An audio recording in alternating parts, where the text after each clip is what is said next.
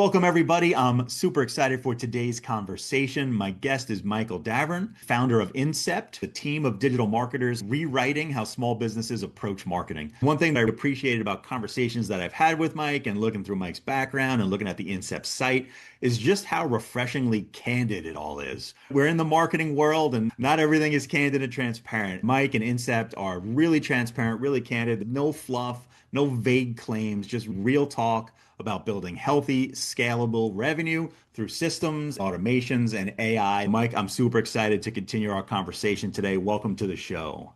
Thanks, Brian. Appreciate it.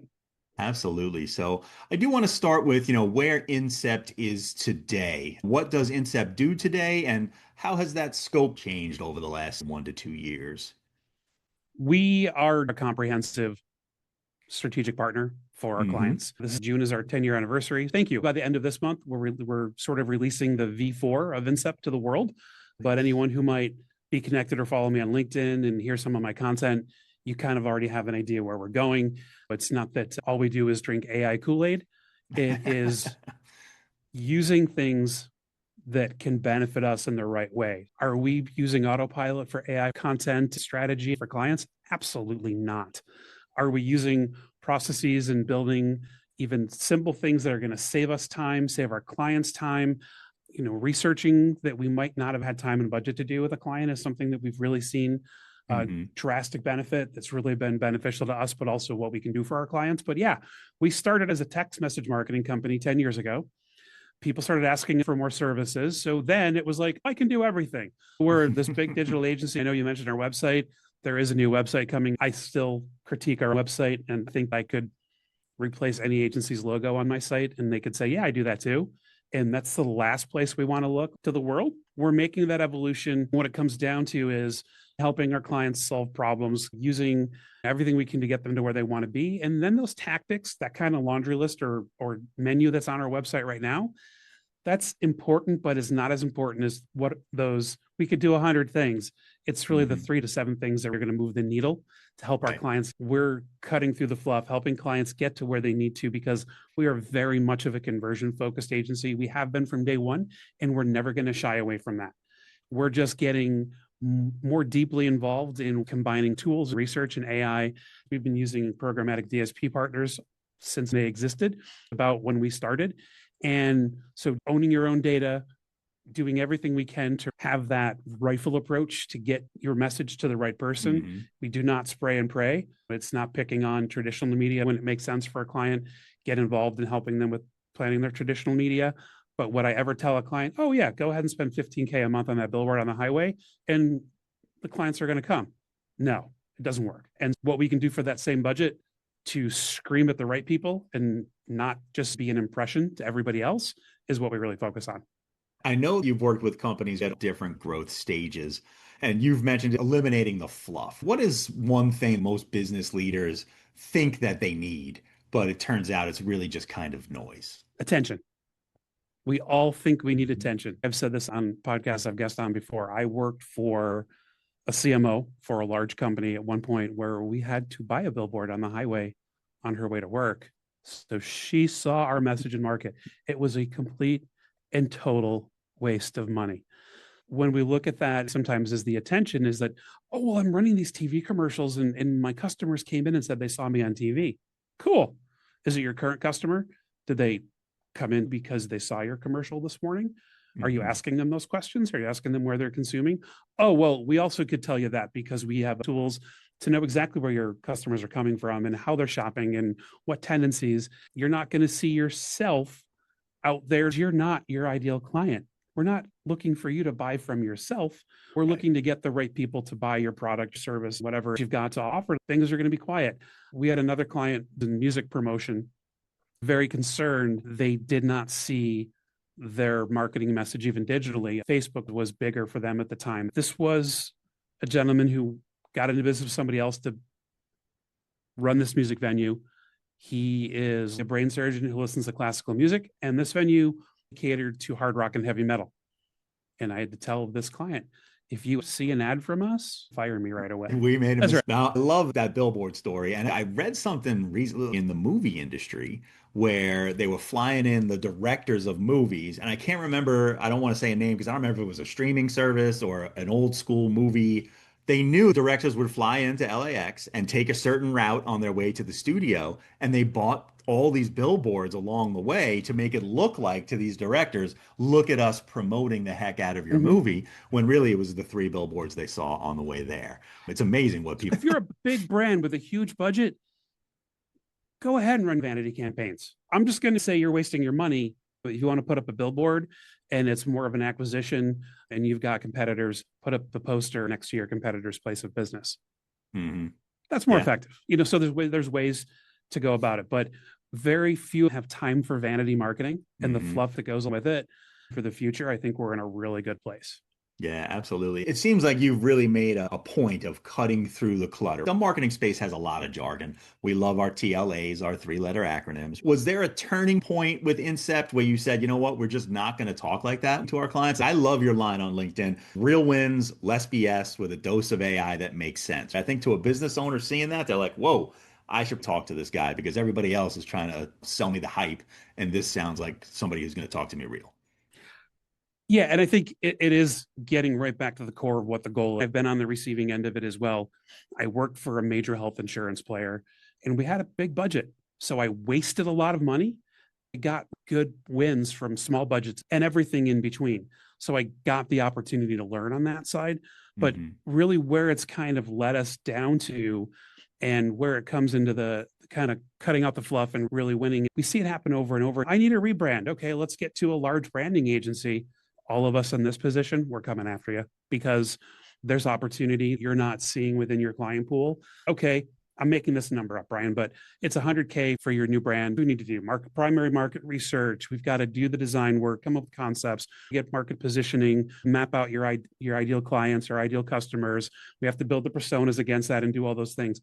There is a drastic level of efficiency that I think a digital agency focused on the end goal, which is what we need to sell and what we need to do and kind of working backwards instead of Hmm. let's create this big thing and then figure out how we use it. Hmm. Yeah, that's a great point. Begin with the end in mind, right? Start at the Yeah. end. And actually, there's someone, I don't know if anyone is familiar with Lachey Lewis, and I'll give her a shout out here. She went from just another, marketing voice to really focusing on her own system, which is BOFU, bottom of funnel up, which is what we've Mhm. been using all along. I just didn't call it BOFU. I just called it, where do you want to be? And work backwards from there. And if we get to a client where it's that brand exercise, very rarely are we getting all the way back to the top of the funnel for the branding experience and spending 100K. We're Right. looking at elements we might miss working backwards than we do going the other way. And there is absolutely room for large branding and large efforts. But I would also argue that your brand only means what you want it to mean to the people who actually care and will buy something from you, which is a very different approach. And that's the way we really take care of it. I'm helping a client scream at the right eyeballs. If the Mhm. right eyeballs are not a metro area population of 2 million, it's 3,500 people within that metro area or even nationwide or whatever. We're focusing on them. So your brand is still going to be very prevalent, but it's going to be top of mind to the right people. And we can be efficient on how we approach that. Even if it's only 3,500 people at the top of the funnel, you're hitting them built on a foundation that started at the bottom of the funnel, right? So you know what those next steps are going to be as you're hitting them, which We've makes it so much identified more the effective. possible Yeah. intent triggers. We don't start clients at the top of the funnel. We enter at the mid at the highest point because Hmm. we're looking for intent. We're looking for more ready to convert. It's going to depend on the client too. Sure, if you're selling a consumable and your sales cycle is minutes or seconds when someone's doing a search, very different Hmm. than I'm an engineered custom solution for a very niche market. Well, your sales cycle might be 3 years long. Right. And we need to make sure that we're supporting what that marketing takes because your marketing should match your sales cycle. You can add marketing elements that increase the velocity of that pipeline and sales Sure. cycle. But once you get to that magic number, stick to that. It's not like, okay, my sales cycle is 3 years. I've been doing marketing for 3 months. Why is it not working? We just started teeing up the right people who can take 3 years or 6 months or 12 months, 3 months, and we're measuring against that. I see a lot of that being missed in the market. Are most of Incept's clients in that considered sales process, whether B2B or B2C, it can still be a considered purchase where the sales process might be 3 to 6 months. Is that where most of your clients sit? For the most part, we've had Yeah. clients, and I was referring to a client relationship where the sales cycle was about 3 years long. There were concerns. It's not working. We supported 2 conferences in 3 months. Salespeople, go do what you do. We've teed this up for you and start doing what you need to do on your end as well. We work in a lot of professional service. We work in healthcare. We work in nonprofit quite a bit. And then once in a while, we get to do some cool DTC things. We're probably in that 3 to 6 on the long range, usually 12-month sales cycle, but 3 to 6 is the sweet spot. It's also finding the right client that understands that, because regardless of how long a sales cycle is, if a client isn't seeing something in the first 3 to 6 months, they're getting itchy. They got to see something. They're expecting something. Every time we approach a new client, we map out an early win opportunity, a proof of concept. However we define that, it might not be a financial conversion, but if your website was so screwed up and we fixed it without applying traditional SEO or doing all the things that, some other agency said, I need $150,000 budget a year to do, we've got your ranking in the right places now. So we've already teed up the organic piece for you. Now we can start doubling down on all the other efforts. And it varies from client to client, but we always try to identify an early win opportunity. Yeah, that's a great idea. And I saw on LinkedIn too that you mentioned like your early focus was really not on massive scale for Incept, right? It was really more on building, meaningful, proven traction, meaningful relationships with clients. Like what really helped clarify that slow is smooth, smooth is fast approach to growth? What helped you clarify that? Seeing wins and losses. Sure. They learn more from screwing up than from doing great things. Mm-hmm. So any agency owner who is going to be honest is they've got times where they could have done something better for a client. They've had clients not satisfied, or they've got the other story where they did backflips and the client still wasn't happy. So I think really where I'm going with that, it's a combination of setting up expectations, knowing what we're capable of, and educating our clients about those expectations, prospective clients who don't have a reasonable view on what they should expect. Oh, my budget's $20,000, so I expect $150,000 back from that investment. Right. If that was the case, then I got a system to sell you on another website. It's BS. It doesn't happen. We all have campaigns or things we've supported where we've seen something substantial, like, holy crap, that happened. That incidental, like, oh, it's my 1,300 ROAS, 1,300% ROAS. But it's more of the slow and steady and being realistic and making sure that you're pre-qualifying clients who are looking at it the same way. And that does, and where we've refined is making sure we're getting at the heart of the problem, knowing where they want to get to, helping them understand where they should get to and what's reasonable, backing in what we need to do to make that happen. And communication, it's so simple, but so many of us are awful at it. With all the opportunities to put a message out and interact, less of us are doing it right. Communication, I think, almost always plays a role in whether it be, the relationship turns sour or you just miscommunications. You're saying something and you think the client's getting it, but they're not hearing exactly what you're trying to say. People don't want to say, I don't understand. So I use phrases like, explain it to me like I'm 5 years old. I want to really understand where you're coming from. So it sounds like you guys take a great philosophy towards retention. It sounds like it really starts before they even become a client with some of that pre-qualification, taking that slow and steady approach. And then really, it sounds like you're focused on educating the client, keeping expectations in line, and keeping communication open. The thing I'm missing from what you were telling me, it sounds like that's very organic to how you approach retention.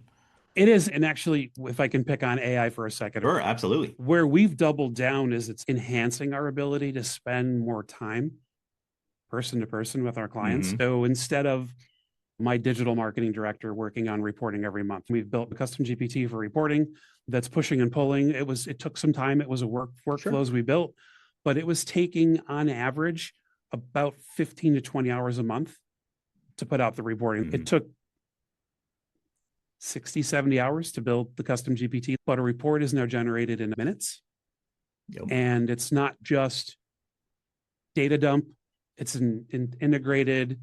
It's got actually feedback, turning some of that data into real language, showing some opportunities, showing where some misses might have occurred, where we can double down on things. So it's almost the companion built right into the report.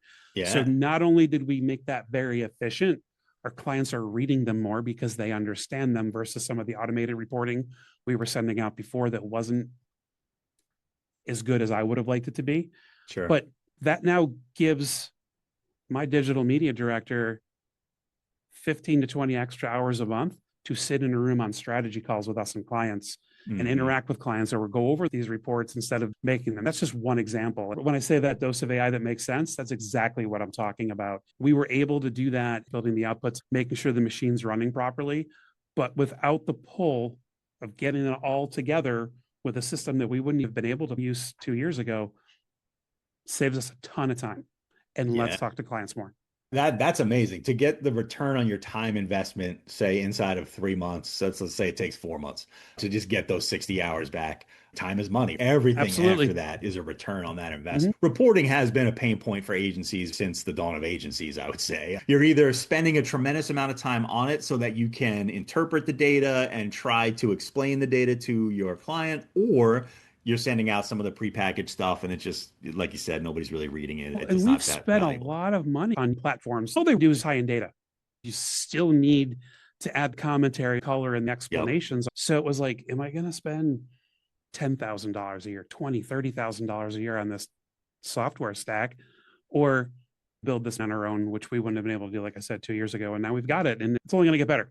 Clearly, you've got it happening inside of Incept. Is that something you deliver for your clients too? If a client needs an AI solution, is that something you do? Yes, absolutely. When we're looking at new clients or looking at our current client relationships, it is really, what can I do to help multiply what we can do with less impact on the budget that it might have just taken a couple of years ago. So I'll give an example. We have a current client. It's a large law firm, spans the state of New York, and they're growing aggressively. They're an awesome client because they're taking on some great projects with AI. In fact, one of the products they use, Lexis Research Tool, they were a part of a case study, and they were a part of the promotion of that case study, which helped blow them up as well. So they're really partnering in. We just did a very cool research project for them that we would have never had budget to do. This is like the primary market research, 15 to 20K kind of price tag that between ChatGPT, Gemini 2.5 Pro, and Claude, we were able to put together something probably about a week and a half long project, all in probably 30 to 40 hours with extremely accurate output. For any data nerds, this was a representative sample down to a 95% confidence factor with a 2.5% margin of error. Things that we would not have been able to do. But with this case, we wouldn't even have had budget to do that. And it was more, hey guys, let us try this on you and see where it goes. They were absolutely, let's do it. We're trying to deepen client relationships because then we're on the same page. What it does is we've got the reps, the experience, and our team build. We have a master Incept brief that we add into every project. We have a brief for each client about what they're about.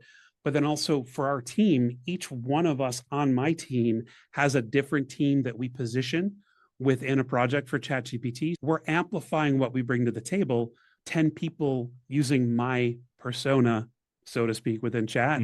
They're all using their own. So we're still coming up with output from slightly different lenses we can put together. Sure. It's not all automated. What that amplifies in terms of what we can do from start to finish is fantastic. We have a new client that signed on, and I actually just used advanced voice. I'm being completely straight. So if anyone wants to try to do this, try to take advantage of it. Advanced voice on chat. I asked my chat assistant what it does for me, what kinds of projects it's worked on, and what the team that I've built within it comprises. And I played that, and that was how the deal got closed. AI is not doing everything for us, but I really do think things like that. So the proof was there is like, oh, these guys kind of know what they're doing, and I'm not going to take the time to learn this because I'm going to hire someone who already has. We haven't yet. We would be willing to do some consulting for clients to help build their own system, but that would be more of a transactional engagement because it wouldn't be the long term. And we are definitely doubling down on long-term relationships. I agree. You hear people saying we're not going to lose our jobs to AI. We're going to lose our jobs to marketers who know how to use AI. And there is a level of truth to that, even though it does come off a little, I don't know, it just rubs me the wrong way a little bit. But if you're not actively figuring out ways to use it You can now do projects for clients that would have been way outside their budget or they couldn't even dream of. And now you're able to do it because you guys have figured out how to leverage these tools.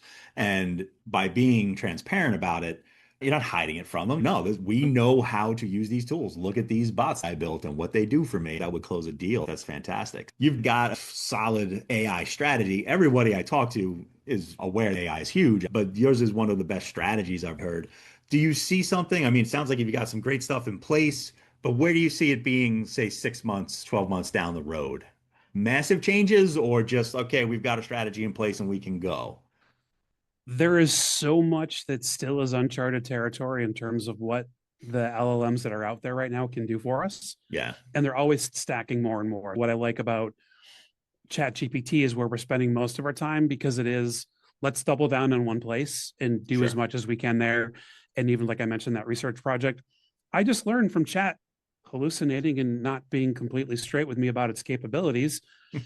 I'm not a fan of Gemini. It's kind of lagging and kind of a dog, but I found this one thing that I was able to help do it. And actually I use Claude to check work on data. So when we, All right. it's about stepping up, but we have the team account and like literally now it's probably twice a week.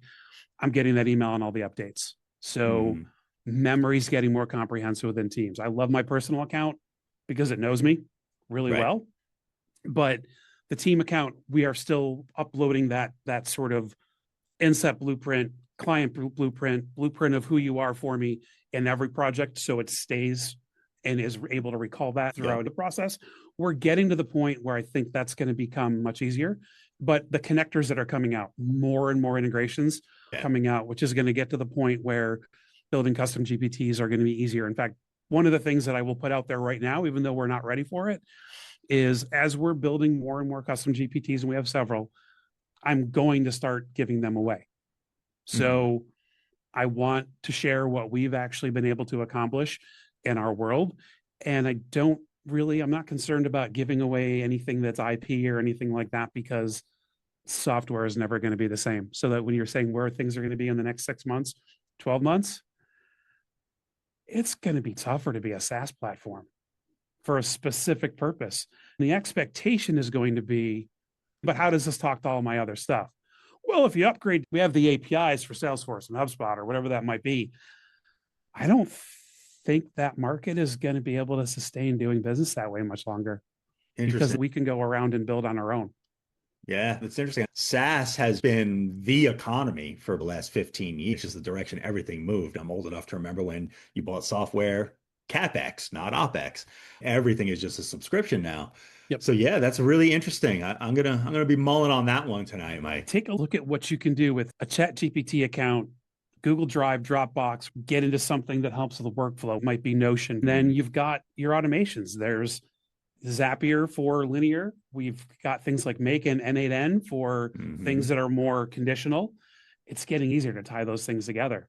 So when you're looking at Incept's growth and strategy to grow the agency, do you lead now with some of these AI solutions, or is still more traditional? Well, I shouldn't even say traditional, but more digital marketing conversations happening first? Like where do you lead? The digital marketing conversation happens as a result of the conversation, but the start of the conversation is absolutely more in terms of what is your problem? I'm having trouble keeping up. The pace is too much.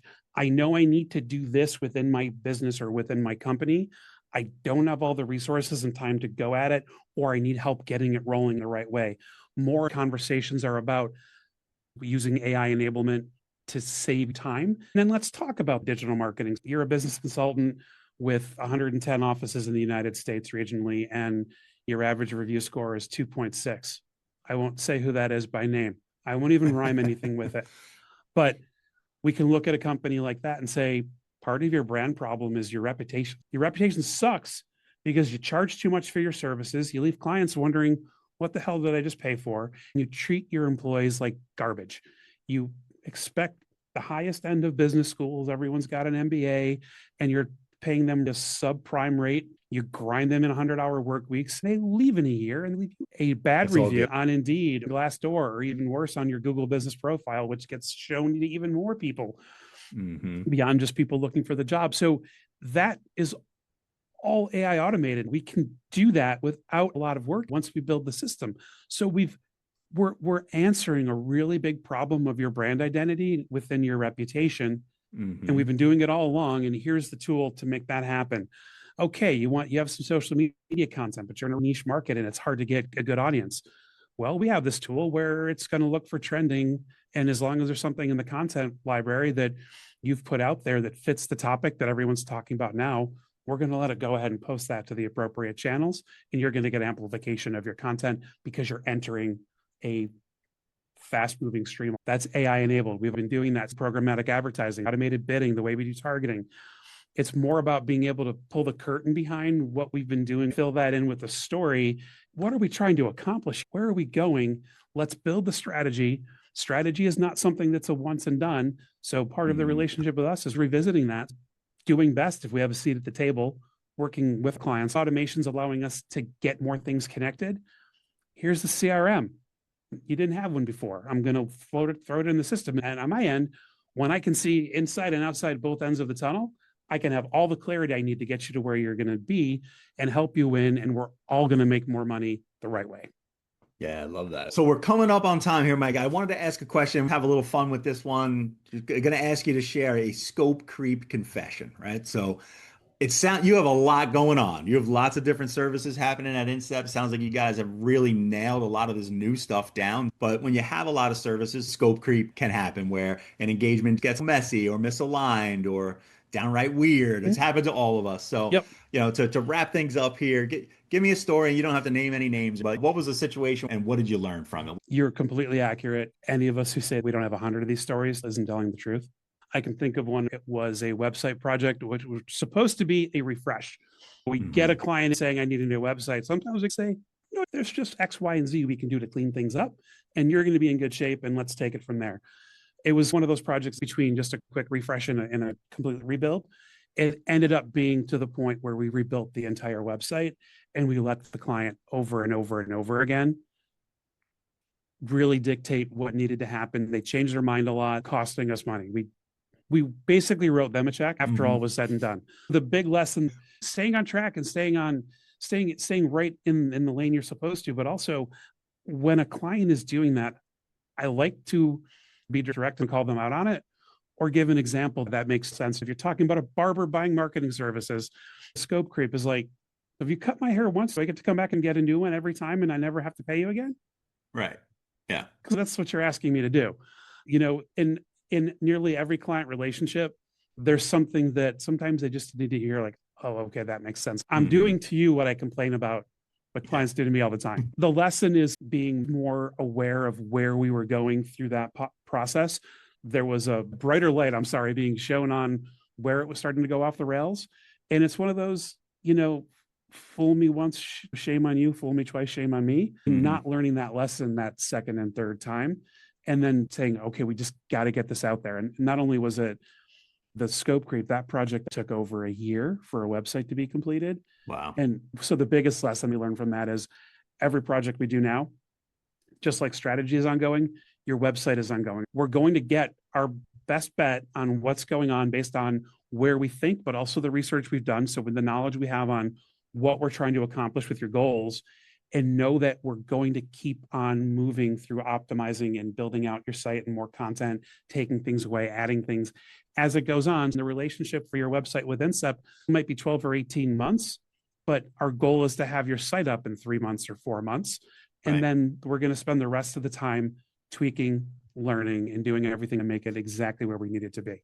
Because we don't know that until the market starts telling us what it's doing with it. That's right. Get it out, ship it, and iterate. Love that philosophy. Mike, thank you so much for sharing your experience, sharing your expertise, being so transparent and open. I really appreciate it. I thought this was a great conversation. I enjoyed it, Brian. Thank you. Awesome. We'll have to have you back 6 months after the 4 comes out and check in on the AI projects. Sounds great. Thanks, Mike. Thanks, man. 1